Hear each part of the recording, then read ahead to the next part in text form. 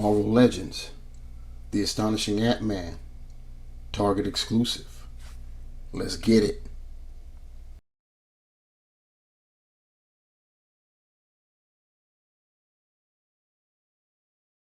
What's good, my peeps? It's The Ruckus back at you again with another action figure review, this time courtesy of Hasbro Marvel Legends.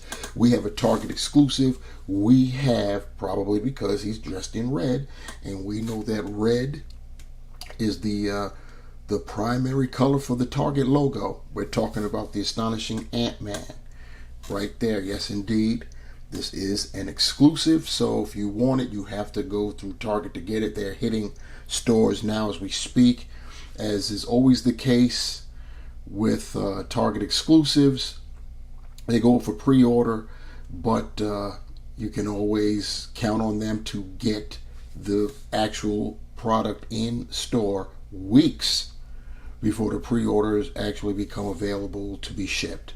And that's what's been happening now. They've been popping up all over the country. So check your local Target if you are interested in getting the Astonishing Ant-Man. Speaking of, let's look at that packaging right there. You've got the digital render right there on the front with some artwork on the back. You got the Astonishing Ant-Man logo right there at the bottom. Artwork on one side of Ant-Man shrinking down. And on the other side, we've got another digital render of the figure itself. Got the logo there at the top. And on the rear, another digital render of the figure with the accessories, which is just a mirroring pair of hands. Now that we've gotten the packaging out of the way, checking that out, let's check out the figure itself. And we've got them on our rotating platter, and you get a 360-degree look of the figure.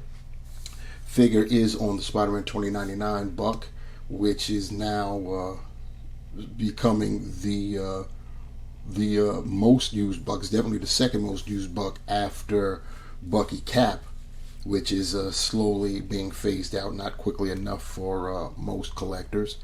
And the same thing's beginning to happen with the Spidey 2099 buck. Now, don't get it twisted. It's a great buck.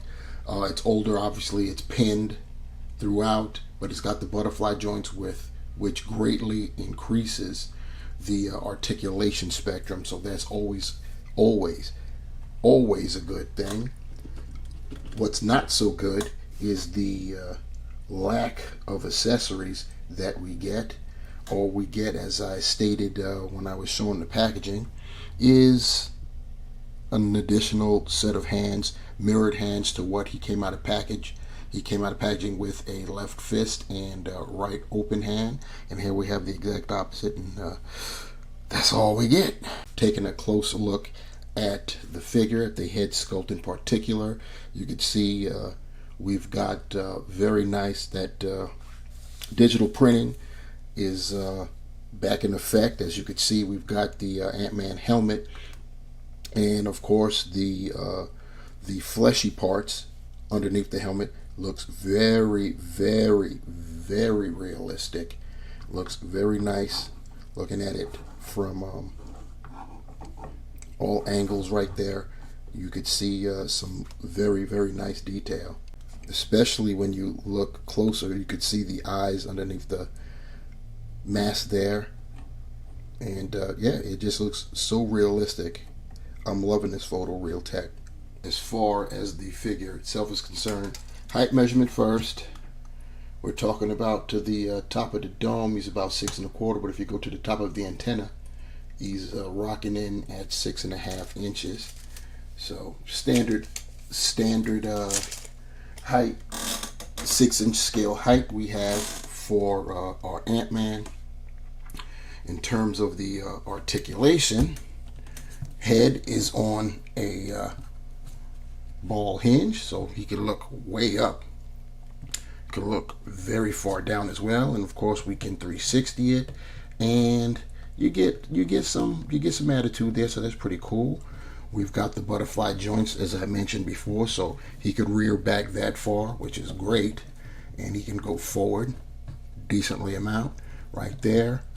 He can get his shoulders almost 90, and of course we can rotate it to 360. He's got the bicep swivel, the double jointed pinned elbows.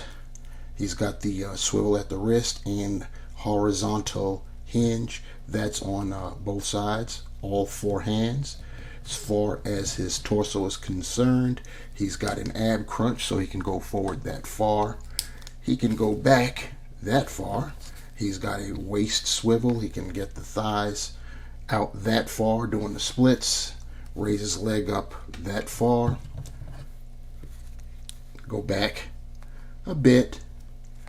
He's got the thigh cut there. Double jointed pinned knees. As you can see there, he's got a boot cuff.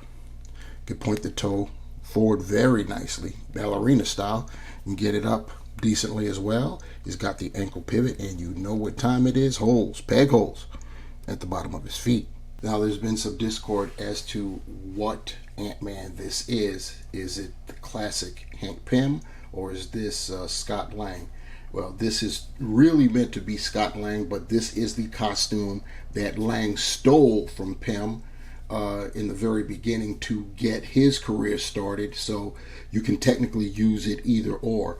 And what I've got next to our Astonishing Ant-Man is the version that's from the more recent iteration of Ant-Man. This comes from the Toys R Us exclusive Ant-Man and Stinger 2-pack, and these are both Scott Lang. They're both on the Spider-Man 2099 buck.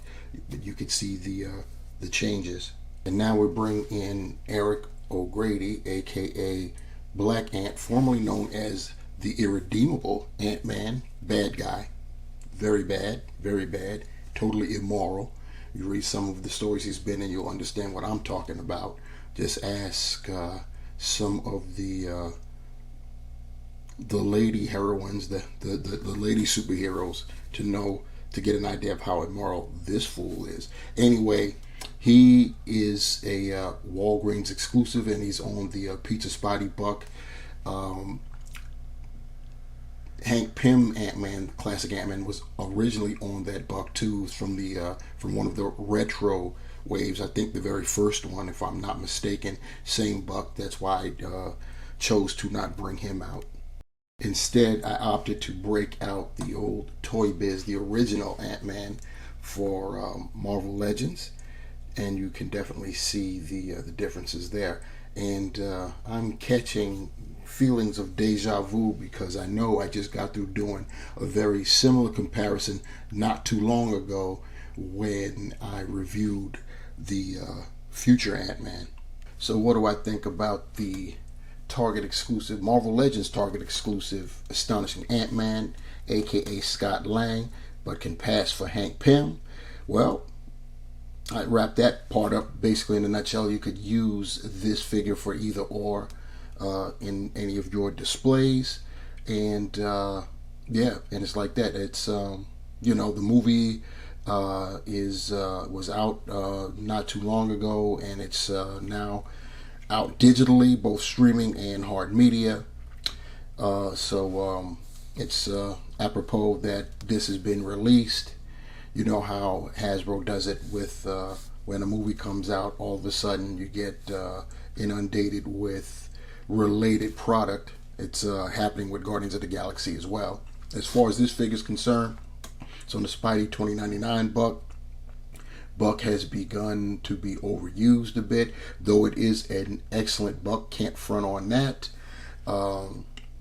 They could actually still use it if they would just update the arms and legs to include pinless tech, and that would be great. The digital print is excellent. That face underneath the helmet is once again top notch, so very happy about that. Other than that, there isn't too much to say about it. It's Ant-Man in his classic uniform.